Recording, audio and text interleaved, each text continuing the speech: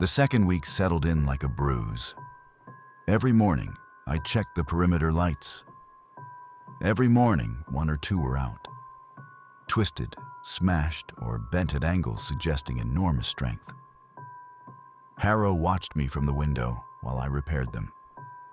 He never came outside. He didn't even open the window, just stared.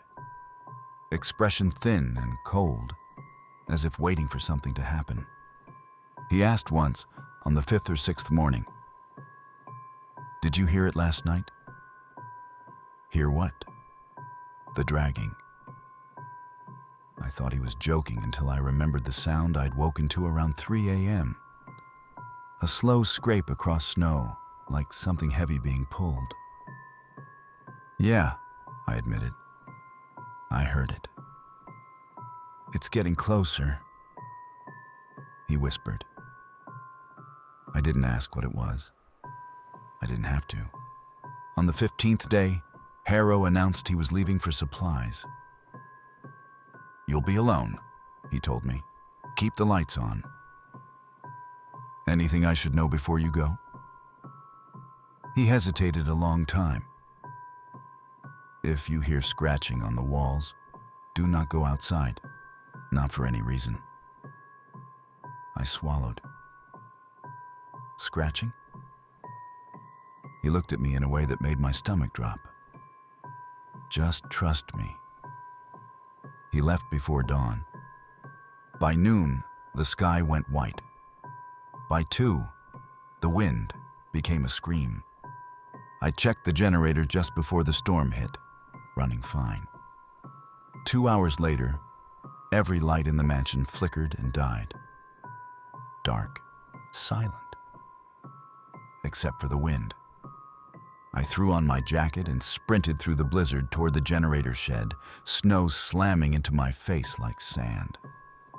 When I pushed open the shed door, the first thing I noticed was the cold. The second was the bite marks. Enormous semicircles crushed into the metal side of the generator. Not claw marks, teeth. Something had bitten through steel.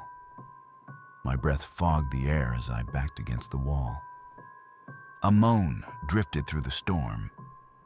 Not human, not animal even, not in any normal sense.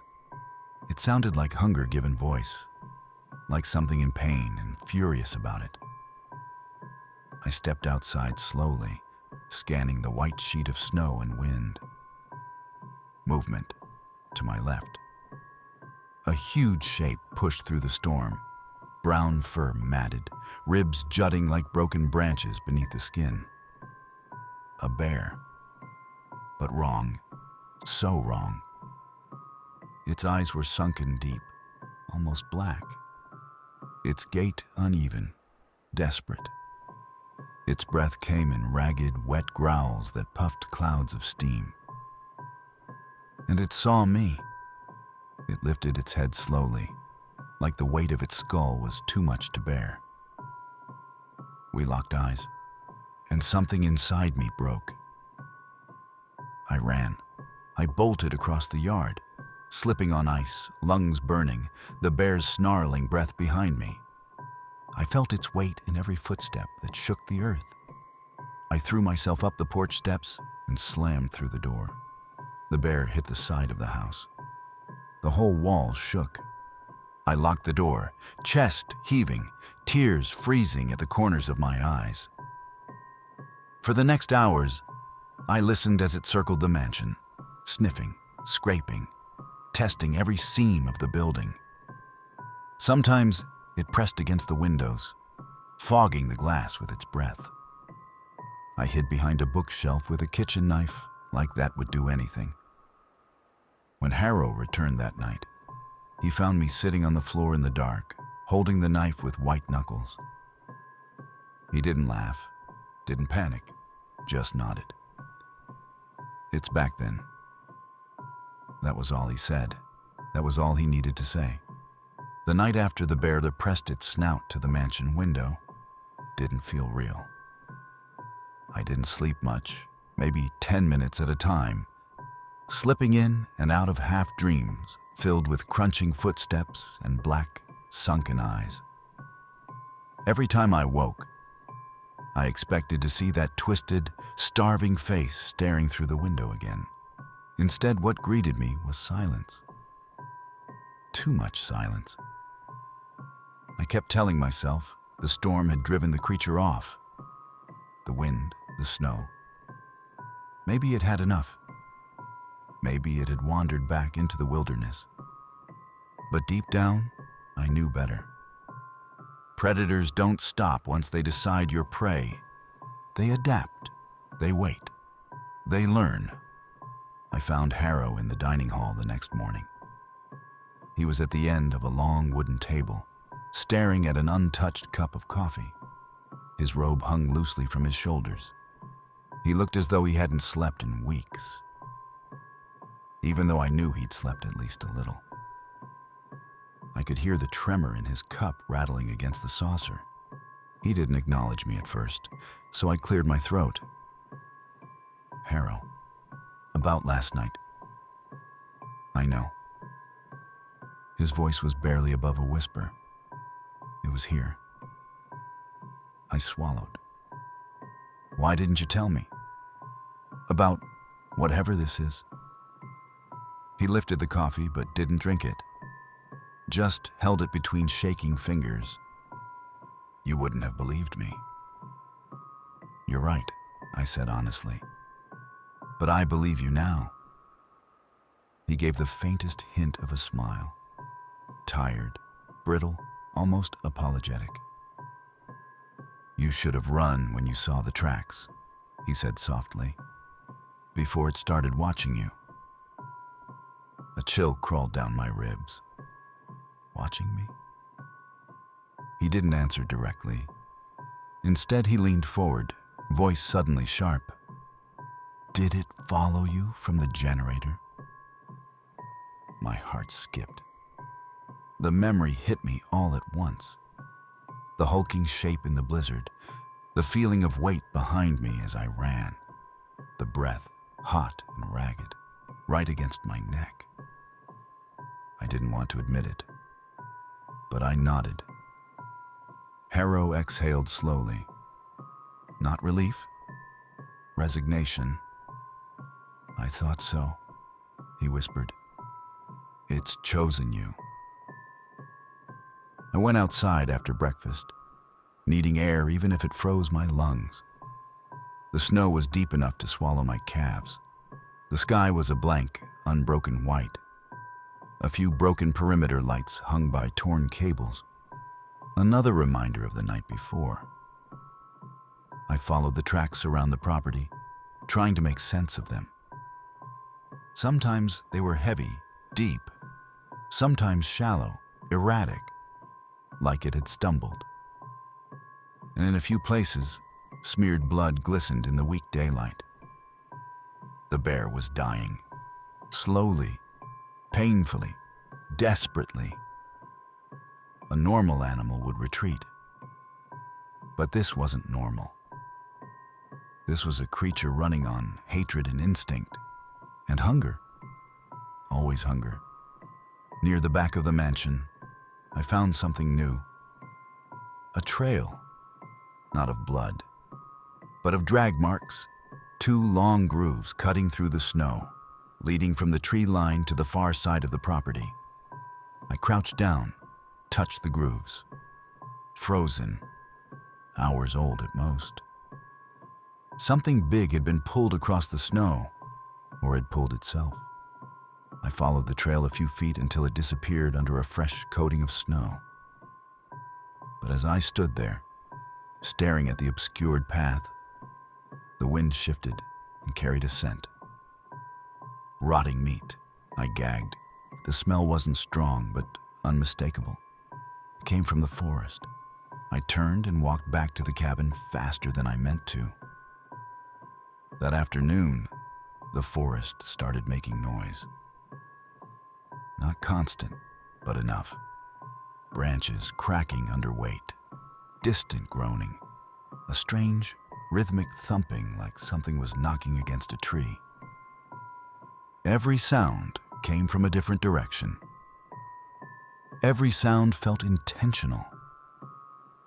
At one point, I heard a low, dragging sweep, like something massive was pulling itself across the ground. I found Harrow peering out one of the second-floor windows with binoculars. "You hear that?" I asked. He lowered the binoculars slowly. "I hear everything." "So what now?" "We wait." "For what?" "For it to die," he said quietly. "That might take days." He looked at me with dead seriousness. "It might take months." Around dusk, I had to check the generator again. Harrow insisted on it, though neither of us said why. We knew the creature was close, maybe closer than yesterday, maybe circling again. But if the power went out in the night, we wouldn't survive it. So I bundled up, strapped a flashlight to my jacket, and trudged into the cold. The wind was dead still now, the kind of stillness that meant snow was coming soon. I reached the generator's shed and immediately noticed something wrong. The door was cracked open, just an inch. Just enough. I swallowed. My breath plumed the air in small, rapid bursts. I nudged the door with the end of my boot. It swung inward, pitch black inside. "Hello?" I whispered before realizing how stupid that was. I clicked my flashlight on. The beam swept across the generator. Parts scattered across the floor. Pipes bent, cables ripped out. But no claw marks this time. No fresh teeth dents. No signs of the bear. Instead, every surface, every wall, every metal panel was covered in frozen condensation. As if something had been breathing heavily, repeatedly, in this small space. I stepped backward, heart hammering. Something dark hung from a ceiling beam. For a moment, I thought it was a shadow. But when I aimed the flashlight directly at it, my stomach lurched. A strip of flesh, frozen solid, pinned between two bent nails. I staggered out of the shed so fast I nearly slipped. A sound rippled through the trees, not a roar, not a groan. A high, eerie keening, like the cry of something frustrated, angry, searching. My flashlight flickered. I looked toward the forest and saw two dark shapes between the trees. Eyes, not glowing, just reflecting the dimming light. Watching, unmoving, too low to be a man, too high to be a wolf. I stepped backward, breath shaking. The eyes blinked, and then, crunch. Something enormous moved toward me. I turned and sprinted, boots slipping, snow exploding behind me. I didn't look back. Couldn't. The cabin was yards away, but it felt like miles. I reached the porch, grabbed the railing, yanked myself up. I heard a grunt, a massive exhale. So close behind me I could feel it on my neck. I dove through the door and slammed it shut with everything I had. A heavy thud hit the other side. The wall shook. Dust dropped from the rafters. I staggered backward, chest heaving, every muscle trembling. Silence. Then a slow, dragging sound moved away from the cabin, toward the woods again, toward the mansion, toward Harrow. I ran through the snow, not caring that my lungs burned. I burst into the mansion, shouting his name. "Harrow, it's here. It's right outside." But he was waiting for me. Standing in the main hall, rifle in hand, expression calm, too calm. "I know," he said quietly. "You don't understand." "I do. I've been waiting for it." He stepped closer, lowering his voice. "It always returns at dusk." "For what?" I asked. Harrow looked past me, toward the shattered perimeter lights.